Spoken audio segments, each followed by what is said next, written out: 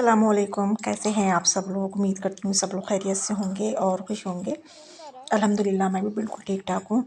तो जी मैं कई दिन से सोच रही थी कि मैं अपनी छत की जो है वो साफ़ सफाई कर लूँ, क्योंकि ना बहुत ज़्यादा डस्ट हो रही थी छत पर और ऐसे बैठने को दिल नहीं चाह रहा था। अच्छा आजकल विंटर है तो दिल चाहता है ये थोड़ी बहुत देर को धूप में जाकर बैठो। अच्छा मैं धूप में बैठ रही थी ना, तो ऐसा लग रहा था जैसे बहुत ज़्यादा डस्ट उड़ रही है और इस वजह से मैं कपड़े भी अगर धूप में डालने जाती थी तो मुझे ये भी होता था कि कपड़ों पर डस्ट आएगी।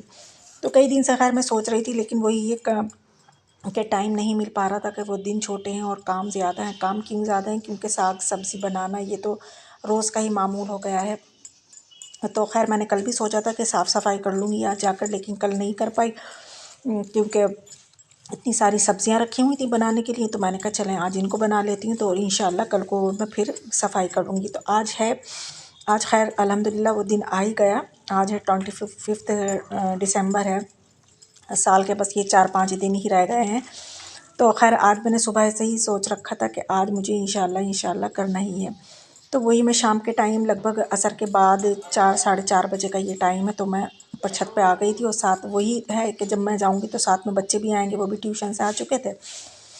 तो बच्चे और मैं सब ऊपर छत पे आ गए थे और साथ में हस्बैंड भी थे, क्योंकि वो भी साथ ही साथ रहते हैं। जब कोई काम करो तो एक तो उनको मेरी छत की इस तरीके से सफाई करना धुलाई करना बिल्कुल पसंद ही नहीं है। कहते हैं कि पानी की बर्बादी है और कुछ नहीं है।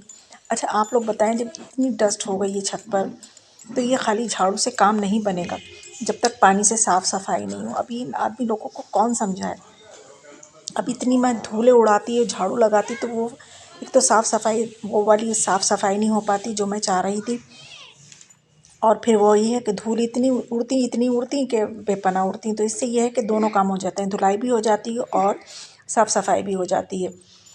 तो खैर मैं उन्होंने वो कह रहे थे, मैंने एक से सुनती थी और दूसरे से मैं निकाल देती हूँ उनकी इस बात को। कहते हैं एक एक बूंद का अल्लाह पाक को हिसाब देना होगा। तो ये बात तो है कि हाँ अल्लाह पाक को हिसाब तो देना है हर चीज़ का, लेकिन अल्लाह पाक भी तो ये देख रहे हैं ना कि कितनी गंदी जगह हो रही है। तो ये तो पानी से ही साफ़ होना है इसको तो और अल्लाह ताला को भी साफ़ सफाई तो पसंद है ना। तो खैर मैं तो जब भी करती हूँ छत की अपने सफाई तो मैं इसी तरीके से करती हूँ, पानी से ही। तो यहाँ पर अब आप देख रहे थे कि मैं आई थी तो अच्छी खासी धूप थी और अब काफ़ी शाम हो चुकी है। लगभग ये मैं मगरिब की काफ़ी टाइम के बाद निपटी थी मैं यहाँ से, क्योंकि काफ़ी बड़ी छत है और फिर सब साफ़ सफाई करना। और ये सिर्फ मैंने आपको 5 मिनट की वीडियो बनाकर आपको दिखाई है, लेकिन मुझे बहुत टाइम लगा था यहाँ पर। अच्छा हस्बैंड जो आते हैं ना वो इस पर्पज़ से आते हैं कि वो ये सोचते हैं कि मैं सारा जो जितना कूड़ा है मैं ना, जैसे अपनी पतनाला कहते हैं इसको, क्या कहते हैं, पतनाला कहते हैं, पैनाला कहते हैं, जो भी कहते हैं खैर।